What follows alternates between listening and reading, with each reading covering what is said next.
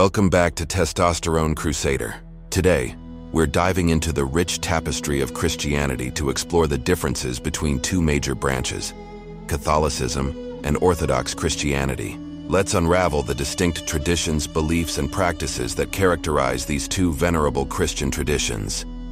To understand the differences, we must go back in time. The Great Schism of 1054 marked a significant divide between the Western and Eastern Christian churches. While both trace their roots to the early Christian community, the split resulted in distinct theological, liturgical, and organizational differences. In the early centuries of Christianity, the Church was united, but theological and cultural differences gradually surfaced. Disputes over the nature of the Holy Trinity, the role of the Bishop of Rome, the Pope, and cultural variations between the Western and Eastern parts of the Roman Empire created tensions.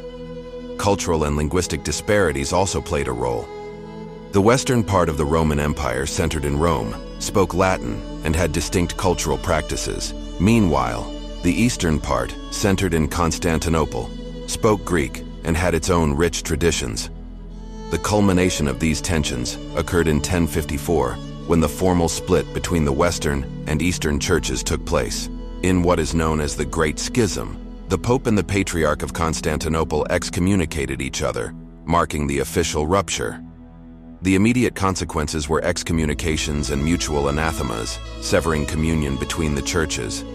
The Christian world, once united under the banner of a single church, now faced a profound division that would persist for centuries. The effects of the Great Schism were extensive. Theological differences persisted, influencing practices such as the use of religious icons and the acceptance of certain doctrines. Historical events like the Crusades further complicated relations between East and West. One key distinction revolves around authority. In Catholicism, the Pope, based in the Vatican, serves as the supreme authority, considered the earthly head of the Church. In Orthodoxy, no single figure holds such universal authority. Instead, authority is distributed among autocephalous, independent Orthodox churches. When it comes to worship, both traditions share a profound commitment to liturgy. However, the style and specifics differ. Catholic liturgy often includes the use of statues, stained glass, and a prominent altar. Orthodox liturgy is characterized by iconography, a rich use of incense, and a strong emphasis on the mystery of the Eucharist. Theological nuances also contribute to the differences. The Filioque controversy, for example, centers on the phrasing of the Nicene Creed. While Catholics assert that the Holy Spirit proceeds from the Father and the Son, Filioque in Latin, Orthodox Christians maintain the original wording, emphasizing the procession from the Father alone. Art and symbolism play distinctive roles. In Orthodoxy, icons hold a central place in worship, seen as windows into the divine. Catholics also use religious artwork, but the role of statues and images may differ, with a focus on the veneration of saints. Another difference lies in clerical celibacy. While Catholic priests are generally celibate, Orthodox priests can be married before ordination. However, the bishops in both traditions are usually chosen from the monastic ranks. Another noteworthy difference lies in the organization of the Church. In Catholicism, the hierarchical structure is centralized, with ultimate authority residing in the Pope. The Roman Catholic Church has a clear chain of command, from the Pope to bishops, priests, and laity. On the other hand, Orthodoxy follows a more decentralized model. Autocephalous, independent Orthodox churches, each with its own head bishop or patriarch, collectively form a communion without a single supreme authority. Theological nuances regarding original sin also contribute to the differences. While both traditions acknowledge the concept of original sin inherited from Adam and Eve, interpretations vary. In Catholicism, the doctrine emphasizes the transmission of guilt, whereas Orthodoxy leans more toward the emphasis on ancestral sin, focusing on the consequences rather than guilt itself. The celebration of the Eucharist, a central element of Christian worship, diverges in a seemingly simple yet significant way.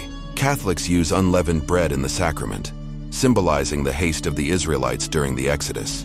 In contrast, Orthodox Christians use leavened bread, symbolizing the risen Christ. Beliefs about the afterlife also differ.